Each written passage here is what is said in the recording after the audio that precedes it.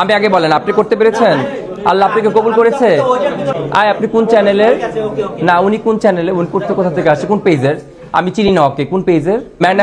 Mannerless টাইপের question করলে কিন্তু একদমই দিব না কোনো ধরনের ইন্টারভিউ। আলহামদুলিল্লাহ। আপনি তো উমরা করেছেন, উমরা করার পরে ইসলামে কি জায়েজ আছে যে আপনার নাচ গান করা অথবা কেমন সামনে সেটা কি জায়েজ আছে? এই ধরনের টপিকস করতে চাই না, কারণ আপনি বলেছেন, আমি আপনার প্রশ্নের অনুযায়ী আপনার থেকে আমি প্রশ্নটা করেছি, এটা কি ইসলামে কি জায়েজ? সেটা আপনি, আমি মনে করি কি ওলামা হযরতের সাথে আলাপ করেন। আমি ওলামা হযরত না, না সরি, আমি ওলামা হযরত না, অন্য কোথাও প্রশ্ন করেন। নেক্সট দেখুন, এটা ওলামা হযরতের সাথে করবেন, আমরা বুঝবো না, আমরা সাধারণ মানুষ, আমরা আলেম না। আলহামদুলিল্লাহ। আপনি করতে পেরেছেন? আপনি করতে পেরেছেন? আমি আগে বলেন, আপনি করতে পেরেছেন? আল্লাহ আপনাকে কবুল করেছে?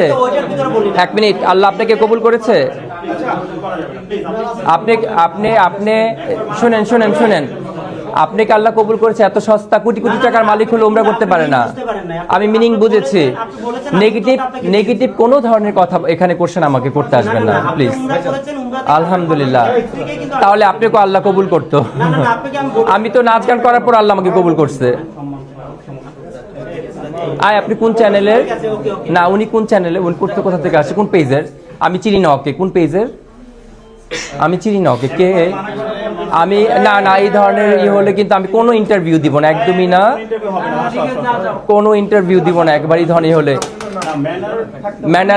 ম্যানারলেস টাইপের কোশ্চেন করলে কিন্তু একদমই দিব না কোনো ধরনের ইন্টারভিউ। হ্যাঁ।